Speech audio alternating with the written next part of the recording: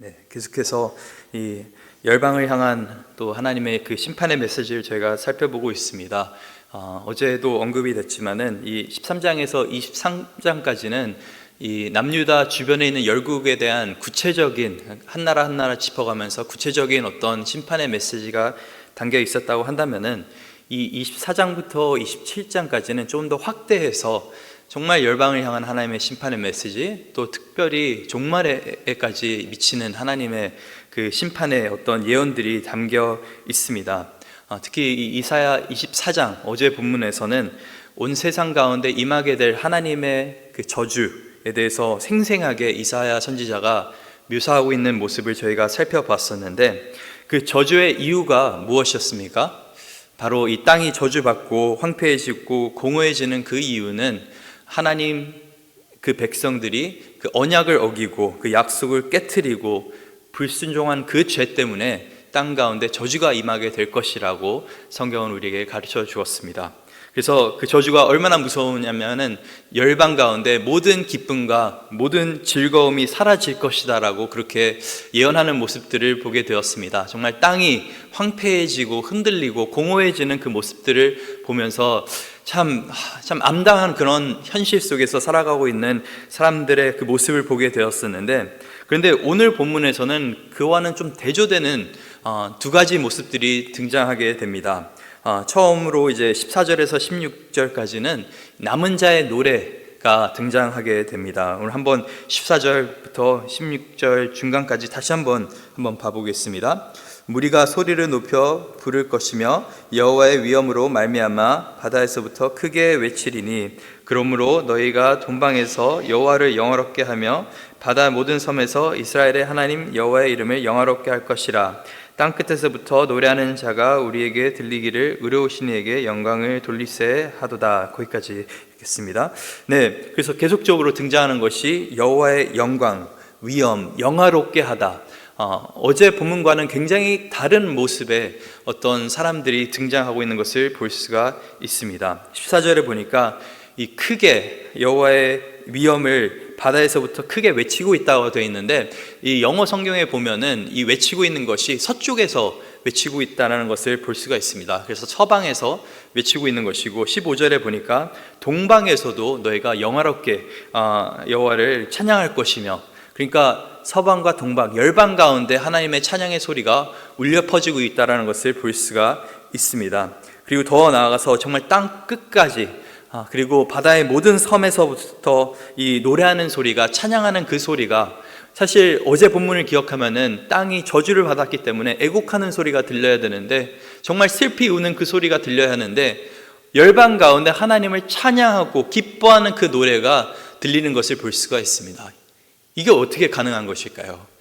땅이 저주를 받았는데, 모든 것이 황폐해졌는데 어떻게 이들이 지금 노래를 하고 있는 것입니까? 16절을 보니까 이들이 노래하는 것은 의로우신 이에게 영광을 돌리기 위해서 노래하고 있다라고 성경은 기록하고 있습니다. 그럼 도대체 이 14절에 등장하는 무리가 누굽니까? 노래하고 있는 이 사람들이 누구입니까? 그 사람들은 저희가 전에도 봤지만 계속해서 이사야 선지자가 언급하고 있는 이 남은 자들, 하나님의 심판 가운데 하나님께서 구별하신 자들, 하나님의 심판 속에서도 세상 타협하지 않고 믿음을 정말 잃지 않고 살아갔던 그 남은 자들을 지금 하나님께서는 말하고 계시는 것입니다. 어제 본문 6절에 보니까 그러므로 저주가 땅을 삼켰고 그 중에 사는 자들이 정죄함을 당하였고 땅의 주민들이 불타서 남은 자가 적도다라고 성경이 기록합니다. 땅에 저주가 임해서 주민이 불타는 가운데 남은 자가 적도다라고 하는 것은 남은 자가 그래도 있다라고 하는 말입니다. 심판 속에서 하나님을 끝까지 붙잡고 있는 그 남은 자들이 있다라는 것이고, 또 13절에 보니까 세계 민족에 이러한 일이 있으리니 곧 감람나무를 흔듦 같고 포도를 거둔 후에 남은 것을 주음 같을 것이니라. 그래서 감람나무가 흔들리고 또 포도를 거두는 가운데서 다 거두어지는 것이 아니라 남은 것들이 있다라는 것입니다. 그리고 그 남은 자들이 부르는 노래가 오늘 본문에 등장하는 그 남은 자의 노래, 하나님의 영광을 찬양하고 있는 그 노래, 해 뜨는 데서부터 해 지는 데까지 하나님을 찬양하는 그 모습들이 이 심판의 날에 아이러니하게 보인다라는 것입니다. 이것을 보면은 참 하나님을 찬양하는 것이 얼마나 중요한지를 저희가 다시금 생각을 하게 됩니다. 이 심판의 날에 우리를 기쁘게 할 것은, 이 심판의 날에 우리가 하고 있을 그 일은 바로 하나님을 찬양하고 하나님을 영화롭게 하는 그 일을 우리가 하고 있을 거라는 것입니다. 어제 본문에서는 하나님의 언약을 버렸던 그 백성들, 그 사람들이 참 하나님의 심판 때문에 고통을 받는 모습을 봤다고 한다면은, 그 하나님의 심판 속에서, 흔들리는 세상 속에서 우리가 하나님을 찬양하는 그 일을 놓지 않는다고 한다면은, 계속적으로 예배자로 살아간다고 한다면은, 이 남은 자로 우리가 믿음을 지켜 살아간다고 한다면은 결국에는 우리가 최후의 이 노래를 부르게 될 것이라고 성경은 말하고 있는 것입니다. 우리의 상황이나 또 우리가 어떠한 것을 가지고 있어서가 아니라 이 영화로우시니 정말 영광 가운데 임하시는 하나님 한 분 때문에 우리가 찬양하게 될 것을 보게 됩니다. 근데 이와 다르게 배신자의 최후가 또 이 다음에 등장하게 됩니다. 남은 자들이 노래하고 있다고 한다면은 이 배신자들은 정말 무서운 최후를 맞게 됩니다. 오늘 본문 16절에 보니까 이렇게 중간에 기록합니다. 그러나 나는 이르기를 나는 쇠잔하였고 나는 쇠잔하였으니 내게 화가 있도다. 배신자들은 배신하고 배신자들이 크게 배신하였도다. 특히 이 히브리어 말에는 반복을 통해서 강조하는 것들이 굉장히 많이 있습니다. 그래서 이제 16절부터 뭔가 계속 말이 반복된다는 느낌이 아마 성경을 읽으셨을 때도 아마 느끼셨을 텐데, 그 정도로 지금 이 배신자들의 최후가 얼마나 암담한지, 얼마나 불쌍한지를 지금 강조하면서 나타내고 있는 것입니다. 이렇게 남은 자들이, 하나님의 그 사람들이 노래하는 그 가운데, 승리의 외침을 하고 있는 가운데서 이사야 선지자는 그 가운데서 통곡하는 것을 볼 수가 있습니다. 왜 그가 슬피 울고 있냐면은 배신자들이 배신하고 배신자들의 크게 배신하였도다. 이 배신자라고 하는 것은 결국에 약속을 어긴 자들입니다. 어제 본문에 등장했던 하나님의 언약을 버리고 그 약속을 깨고 하나님과의 그 사랑의 관계 속에서 살아가지 아니하고 다른 것들을 쫓아가며 살아갔던 그 사람들의 최후가 결국에 이렇다라고 하는 것입니다. 그래서 남은 자는 심판의 날에 노래하겠지만은 이 배신자들은 심판의 날에 통곡할 것을 오늘 본문이 보여줍니다. 17절에 보니까 땅의 주민아 두려움과 함정과 올무가 내게 이르렀나니 두려운 소리로 말미암아 도망하는 자는 함정에 빠지겠고 함정 속에서 올라오는 자는 올무에 걸리리니 이는 위에 있는 문이 열리고 땅의 기초가 진동함이라. 이렇게 두려움과 함정과 올무 세 가지 히브리어 단어는 굉장히 발음이 비슷한 단어들인데, 두려움에서 벗어나자고 하니 함정에 빠지게 되고, 또 함정에서 빠져나가고자 하니 올무에 걸리게 되고, 결국에는 빠져나갈 구멍이 없다라고 하는 것입니다. 하나님의 그 심판의 때에 그 어떠한 사람도 하나님의 심판을 면할 수는 없다라는 것, 자기의 능력으로 자신의 힘으로 이것을 피할 수는 없다라는 것을 성경이 강조하고 있는 것인데, 이 18절 뒷부분에 있는 이 위에 있는 문이 열리고라고 하는 표현은 이 노아의 홍수 때 나왔던 표현입니다. 노아의 홍수가 일어났던 것이 위에 하늘에 그 문이 열렸다라는 표현이 성경에 등장하게 되는데, 노아의 홍수가 열방 가운데 임했듯이 모든 사람들이 하나님의 심판을 경험했듯이 하나님께서 예정하신, 하나님께서 선택하신, 하나님을 믿고 신뢰한 그 남은 자 노아의 가족 외에는 모든 열방의 사람들이 심판을 받았듯이 이날에도 결국에는 이 마지막 때에도 하나님의 심판이 무섭게 임하게 될 것이라고 말하고 있는 것입니다. 그래서 오늘 본문 19절에 20절에 보니까 땅이 깨지고 깨지며 땅이 갈라지고 갈라지며 땅이 흔들리고 흔들리며 땅이 취한 자같이 비틀비틀하며 원두막같이 흔들리며 그 위에 죄악이 중함으로 떨어져서 다시는 일어나지 못하리라. 그래서 이 모든 것이 흔들리고 없어지고 깨지고 그런 상황이 일어나는 그 이유는 그 위에 죄악이 중하기 때문에 라고 성경이 기록을 하고 있습니다. 근데 문제는 이들이 흔들리고 넘어지는데, 보통은 저희가 좀 비틀비틀거리고 어지럽고 넘어지면은 다시 일어날 수가 있는데 20절에 보니까 이들은 다시 일어나지 못할 것이라고 성경은 기록합니다. 나중에 가서 하나님의 심판의 날이 임해서 그때 가서 하나님 내가 잘못했습니다, 회개하면은 늦다라고 하는 것입니다.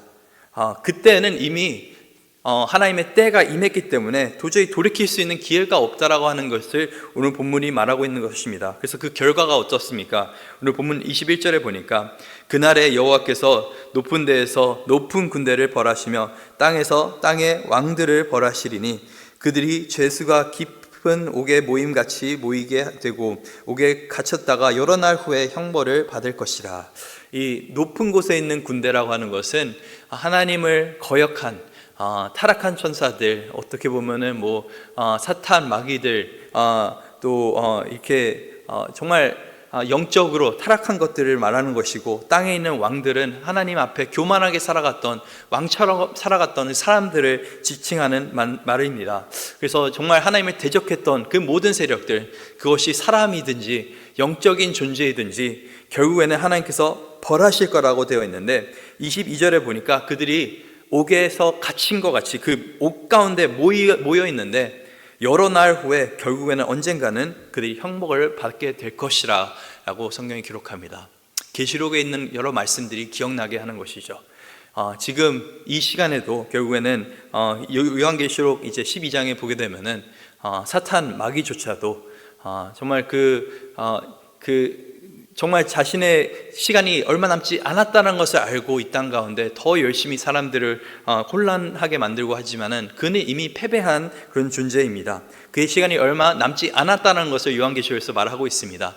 오늘 본문에도 보니까 이 여러 가지 정말 이 악한 영들이 정말 하나님을 대적하는 이 사람들이 결국에는 한 곳에 모여 있고 언젠가는 예수님께서는 다시 오게 되실 것입니다. 그리고 재림하셨을 때는 정말 죽은 자와 산 자를 심판하실 거라고 말씀하셨는데 이 심판을 이들이 멸하지 못할 거라는 것을 지금 성경이 말하고 있습니다. 여러 날 후에 반드시 그들은 그들의 죄에 대한 대가, 형벌을 받을 것이라. 그러면서 마지막에 이렇게 이사야 선지자가 결론을 내립니다. 그때 달이 수치를 당하고 해가 부끄러워하리니 이는 만군의 여호와께서 시온 산과 예루살렘에서 왕이 되시고 그 장로들 앞에서 영광을 나타낼 것임이라. 마지막에 이 남은 자들의 노래와 또 이 배신자들의 비참한 최후 속에서 마지막으로 등장하는 그 모습은 영광의 왕, 영원하신 하나님께서 모든 나라의, 모든 민족의, 모든 사람의 왕이 되신다라는 그 모습이 등장하게 됩니다. 그래서 달이 수치를 당하고 해가 부끄러워한다는 그 표현이 두 가지로 해석이 될 수가 있는데, 먼저 해와 달은 사람들이 보편적으로 섬겼던 신들입니다. 그래서 태양의 신을 섬기고 달을 신으로 섬기고, 결국에는 인간이 신이라고 생각했던 그 존재, 인간이 의지하며 살았던 그 모든 존재들이 이 심판의 날에는 수치를 당하게 될 것이고 정말 아무것도 아닌 존재로 전락하게 될 것이라는 것을 성경이 말하고 있는 것입니다. 그런데 더 나아가서 이들의 정말 그 빛이, 해와 달, 해는 빛을 내는 것이고 달은 그 해에서 나는 그 빛을 반사하는 것인데, 그 빛을 내는 것이 하나님의 영광에 비하면 아무것도 아니라는 것을 또 이사야 선지자는 말을 하고 있는 것입니다. 요한계시록 21장 23절과 24절을 보니까 이렇게 기록이 되어 있습니다. 그 성, 이 새 예루살렘, 그 성에 대해서 얘기하면서 이렇게 기록합니다. 그 성은 해나 달의 비침이 쓸데가 없으니 이는 하나님의 영광이 비치고 어린 양이 그 등불이 되심이라. 만국이 그 빛 가운데로 다니고 땅의 왕들이 자기 영광을 가지고 그리로 들어가리라. 그래서 새 하늘과 새 땅, 또 새 예루살렘이 임하게 되는데, 마지막 때에 그 새 예루살렘의 특징 중 하나가 뭐냐면 해가 없다라고 하는 것입니다. 달이 없다라고 하는 것입니다. 그 모든 곳 가운데 하나님의 그 영광의 빛이 임해 있기 때문에 정말 그런 빛을 낼 수 있는 수단이 필요가 없다라고 하는 것이죠. 그리고 어린 양 예수 그리스도가 영원한 등불이 되신다는 것을 이 요한계시록은 기록하고 있습니다. 그래서 이 해와 달이 수치를 당하고 부끄러움을 당하고 필요가 없다라고 하는 것이죠. 그래서 이 남은 자의 노래, 또 배신자의 최후, 또 영원히 다스릴 하나님, 이 세 가지 모습을 오늘 본문에서 저희가 살펴보게 되는데, 그래서 많은 사람들은 이 이사야서 24장, 25장, 26장, 27장까지 어떻게 보면은 이 이사야의 계시록이다라고 하는 표현이 있을 정도로 마지막 때를 얘기하고 있는 것을 볼 수가 있습니다. 여러분은 언젠가는 예수님을 보실 것입니다. 모든 사람이 사실은 언젠가는 예수님을 보실 것입니다. 보는 게 기쁠 수도 있고 보는 게 참 무서울 수도 있습니다. 오늘 본문에서 말해주는 것은 누구나 산자든 죽은 자든 이 땅에 살아갔던 모든 사람들은 하나님 앞에 그 심판대에 서게 될 것인데, 하나님의 그 말씀의 그 언약들은 반드시 이루어지게 될 것인데, 만약에 이 사실이 정말 이루어진다고 한다면은, 이 약속이 정말 이루어진다고 한다면, 오늘 우리는, 예수님을 믿는 우리는 더욱더 신실하게 예수님을 붙잡으며 살아갈 수 있는 줄 믿습니다. 마지막에 최후의 그 승리, 마지막 노래는 이 원수가 부르는 것도 아니고 이 세상의 왕들이 부를 것도 아니고 예수님을 믿는 우리가 예수님을 위해서 부르게 될 그 찬양의 소리가 될 줄 믿습니다. 오늘 본문에 계속적으로 등장하는 그 단어가 영광, 영화라는 단어인데, 이 땅에서 영화롭게 살려고 하는 자는 결국엔 망하게 될 것이고, 자신의 영광을 위해서 살아가야 될 자들은 결국엔 그 영광을 잃게 될 것이지만은, 자신이 아닌 하나님의 영광을 나타내면서 살아가는 자들은 결국에 최후에 하나님께서 그들을 기억하십니다. 그들이 결국엔 영원하신 왕, 그의 보호하심과 그의 공급하심 속에서 정말 해가 필요 없고 달도 필요 없는 그 영원한 빛, 예수 그리스도의 그 소망의 빛이 있는 그곳에서 그분과 함께 있을 것입니다.